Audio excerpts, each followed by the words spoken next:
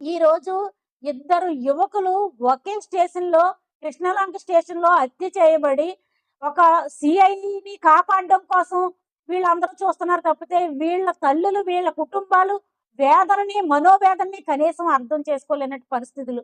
ఈరోజు ఈ హత్యల విషయంలో హోంమంత్రి అనిత గారు ఎందుకు ప్రెస్ మీట్ పెట్టలేదు?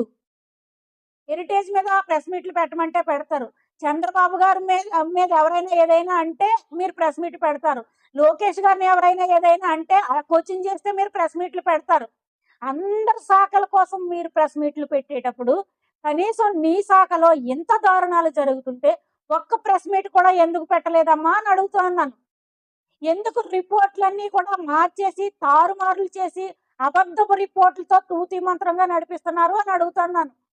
ఆ స్టేషన్ పరిధిలో ఒక్క సీసీ కెమెరా కూడా లేకుండా, ఒక్క ప్రూఫ్ కూడా లేకుండా, ఆ చంపిన ప్లేసు, లేదంటే ఆ చంపిన టైము, ఆ చూసినటువంటి ప్రత్యక్ష సాక్షులు ఎవ్వరూ లేకుండా మొత్తం రిపోర్ట్ అంతా తారుమారు చేసి ఇవ్వవలసిన అవసరం ఎందుకొచ్చిందో ఒకసారి ప్రెస్ మీట్ పెట్టి మాట్లాడమ్మా.